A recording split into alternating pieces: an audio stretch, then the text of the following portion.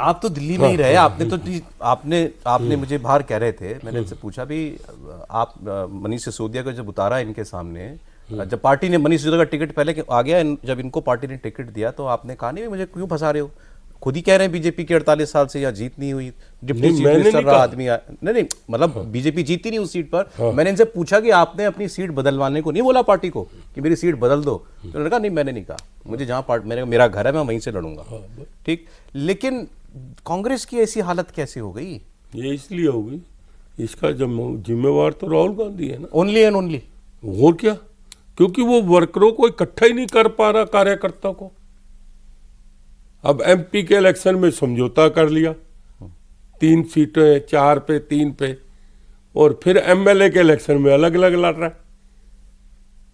जब तक वर्कर इकट्ठा नहीं होगा, ये जो हरियाणा में भी राहुल गांधी के ही करके कांग्रेस हारी है ना।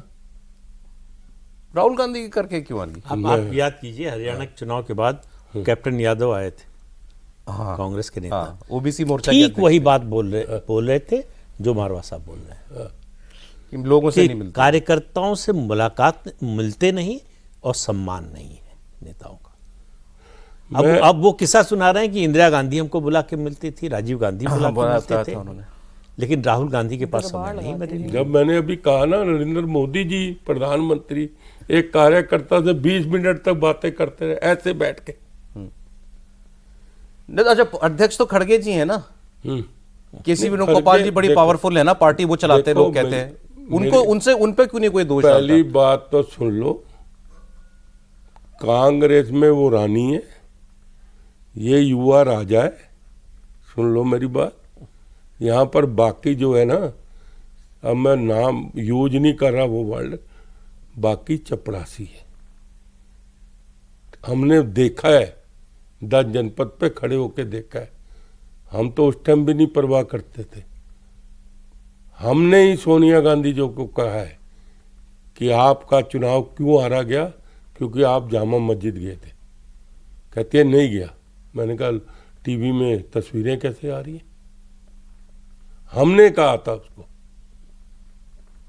क्योंकि कार्यकर्ता की जब तक आप लोग बात नहीं सुनोगे तो आपकी पार्टी खड़ी नहीं होगी। आज लिख लेना, 2029 में नरेंद्र मोदी जी के नेतृत्व में जितनी 290 और 300 सीटें आएंगी, और इनकी जो 100 अब हुई है ना, इनकी 44 सीटें रह जाएंगी राहुल गांधी की, 44 सीटें। और सुन लो, अभी आने वाले समय में राहुल गांधी को विपक्ष का नेता भी हटा दिया जाएगा। क्यों? ये भी आज लिख लो। क्यों हटा देंगे? लिख लेना ना, उसने इतनी गलतियां कर देनी है। आप देखना, ममता ने डिमांड उठा दी ना, ममता ने पिछले दिन उठाई नहीं। इंडिया अलायंस का नेता, इंडिया अलायंस, एलओपी तो खैर उनका राइट है, तो। लेकिन आने वाले टाइम में वो भी देखना। प्रियंका जी, लोग कहते हैं प्रियंका जी आ जाएंगे, कांग्रेस समझ देखो पता क्या है, मैं तो बड़ा नजदीकी से जानता हूं इनको। राहुल गांधी अपने जीते जीते किसी को आगे नहीं आने देगा। पहली बात तो सुन लो, चाहे वो प्रियंका हो, चाहे वो सोनिया गांधी हो। सोनिया गांधी की भी बात राहुल गांधी मानता नहीं, आज लिख लेना। इनके यहाँ कोटे हैं, कोटे जैसे होते हैं ना, बांटते हैं, कोटे हैं कि कौन किसके साथ जुड़ा हुआ है। अभी एक का नाम है उसको, क्योंकि चलो हमारा थोड़ा बहुत था उससे, उसको नहीं तो मैं आपके सामने बता देता कांग्रेस में कौन कौन लोगों को क्या क्या पोस्टें मिली है, जो एमएलए का इलेक्शन 4-4 हजार 6-6 हजार में आ रहे हैं ना। अब ले ही दीजिए नाम सर, क्या नहीं, मैं नाम नहीं लूंगा, मेरी जिंदगी का। अच्छा। क्योंकि अपनी दोस्ती है ना। अच्छा। तो इसलिए फिर नाम लेना, पुरानी दोस्तियां बचा रहे हैं, तो फिर इसलिए नाम लेना अच्छा नहीं रहता। कोटे बटे में, मतलब ये प्रियंका जी का कोटा और ये हाँ, सबके कोटे, सबके। मंत्री भी को जब स्टेट जनरल सेक्रेटरी, ये भी कोटे से है। सुन ले, सही है जी बात। हाँ, मतलब ये तो है कि टीम है भाई, ये राहुल जी के आदमी है, ना, ये प्रियंका जी के आदमी है। कांग्रेस का आदमी कौन? देखो नहीं, ये तो आपने जैसे बोला, ये कोटा इस तरह का है। आपकी स्टेट भी कोटे से बटे हुए हैं। आपकी दोस्तियां हैं, इनकी भी तो दोस्तियां हैं। स्टेट इंचार्ज है ना। नहीं, स्टेट इंचार्ज भी ये भी मैं आपको बता रहा हूँ, वो भी इनके कोटे से बटे हुए हैं। इसीलिए तो सर फाइनल वर्ड वो कह रहे हैं राहुल गांधी ही रिस्पॉन्सिबल है, ओनली एंड ओनली, यही बात है। भाई अगर जीत हो, सफलता मिले तो राहुल गांधी, और गड़बड़ हो तो कोई और, ये कैसे होगा? अगर बीजेपी जीतती है उसका श्रेय मोदी जी को मिलता है, तो हार का ठीकरा भी उन्हीं के सिर फूटेगा। जो भी कैप्टन होगा, चाहे राजनीति हो चाहे जीवन का दूसरा क्षेत्र हो, जीत मिलेगी। अगर आप वर्ल्ड चैंपियन बनेंगे तो कैप्टन को श्रेय, और हार जाएंगे तो टीम पर डाल देंगे, ये कैसे हो सकता है?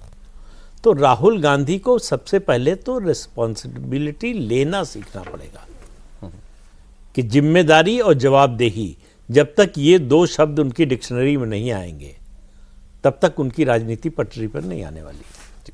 सर फाइनल वर्ड कोई सलाह शॉर्ट में? देखो, मैं तो यही कहूँगा कि नरेंद्र मोदी जी हों, अमित शाह जी हों, जेपी नड्डा जी हों और वीरेंद्र सचदेवा जी, ये जमीनी नेता हैं। इनको एक एक बात का पता है कि कार्यकर्ता की किस तरह रिस्पेक्ट करनी है। और यहाँ पर राजे महाराजों वाला एक समय चल रहा है। अच्छा, अगर कोई नमस्ते भी करे तो नमस्ते भी नहीं लेते। सुन लो, मैंने आपको कहानी सुनाई ना, गर्मी में 4.5 घंटे खड़े रहे। हाँ जी, सुनाई थी ना कहानी? हाँ जी, हाँ जी। तो इसको कोई नमस्ते करे ना तो नमस्ते नहीं लेगा।